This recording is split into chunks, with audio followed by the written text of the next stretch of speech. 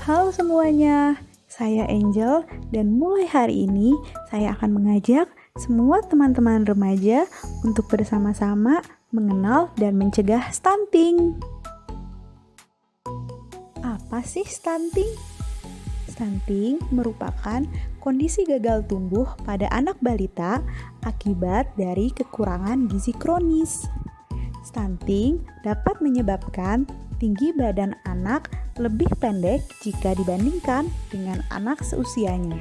Stunting diketahui dengan cara membandingkan panjang atau tinggi badan anak dengan standar rujukan antropometri. Hasil survei status gizi balita Indonesia tahun 2019, prevalensi stunting nasional berdasarkan tinggi badan menurut umur sebesar 27,67%. Artinya, 3 dari 10 anak balita masih mengalami stunting. Stunting menjadi penting dibahas karena stunting merupakan ancaman utama terhadap kualitas manusia Indonesia serta ancaman terhadap daya saing bangsa. Terdapat beberapa dampak yang dapat disebabkan oleh stunting. Dalam jangka pendek, stunting dapat menyebabkan perkembangan kognitif, motorik, dan verbal tidak optimal, serta dapat membuat anak menjadi lebih mudah sakit.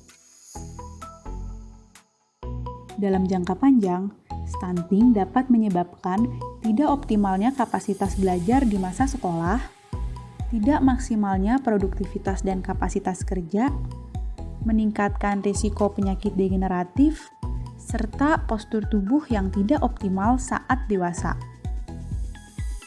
Stunting disebabkan oleh banyak faktor, di antaranya status gizi ibu, praktik pemberian makanan yang tidak tepat, serta sanitasi yang buruk. Status gizi ibu sangat mempengaruhi kondisi stunting anak. Remaja yang kekurangan asupan makanan bergizi akan menjadi calon ibu yang kurang gizi dan mengalami anemia. Wanita yang kekurangan berat badannya atau mengalami anemia selama masa kehamilan lebih berisiko memiliki anak yang stunting. Contoh praktik pemberian makanan yang tidak tepat diantaranya tidak diberikannya ASI eksklusif atau ASI saja selama 6 bulan pertama. Pemberian makanan pendamping ASI pada usia 6-24 bulan yang tidak sesuai jumlah dan kualitas yang dibutuhkan oleh anak. Sanitasi yang buruk berkaitan dengan terjadinya penyakit diare dan infeksi cacing usus atau biasa kita kenal dengan cacingan. Penyakit infeksi dapat membuat energi yang awalnya untuk pertumbuhan menjadi teralihkan kepada perlawanan tubuh menghadapi infeksi, sehingga gizi sulit diserap oleh tubuh dan menyebabkan terhambatnya pertumbuhan pada anak. Lalu, jika stunting hanya terjadi pada balita, mengapa remaja perlu mengenal stunting?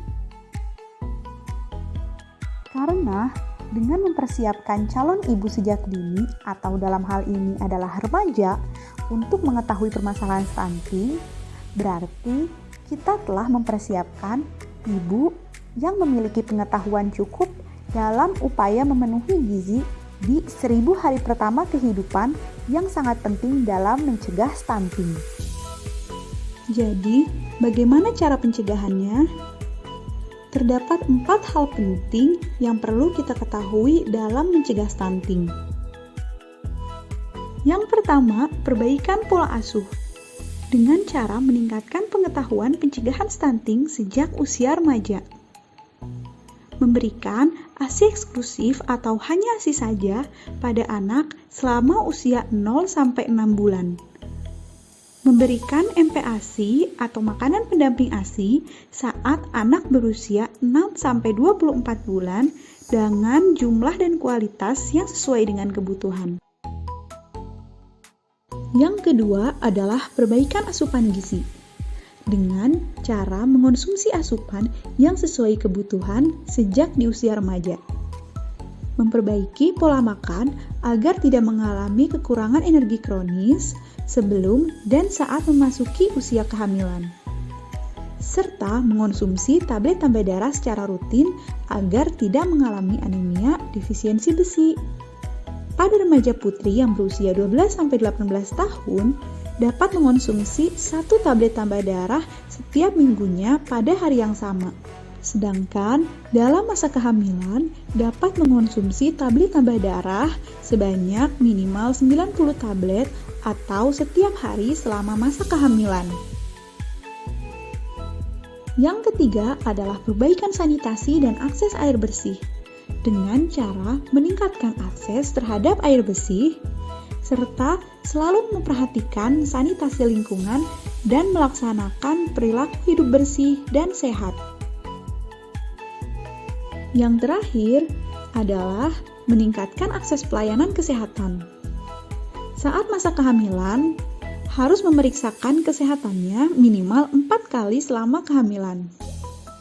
Melakukan pemantauan pertumbuhan balita, terutama saat anak berusia 0-2 tahun di fasilitas pelayanan kesehatan secara rutin, serta memberikan imunisasi dasar lengkap kepada anak. Pengaplikasian pencegahan stunting yang dapat dilakukan di usia remaja adalah dengan mengonsumsi makanan yang beragam dan membiasakan sarapan pagi, mengonsumsi ikan dan sumber protein lainnya, perbanyak konsumsi sayuran dan cukup buah-buahan, membatasi konsumsi makanan cepat saji, jajanan, dan makanan selingan yang manis, asin, dan berlemak, konsumsi air putih dengan jumlah yang cukup, serta menghindari minuman alkohol, narkoba, dan tidak merokok.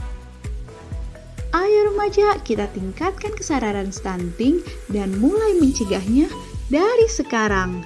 Terima kasih.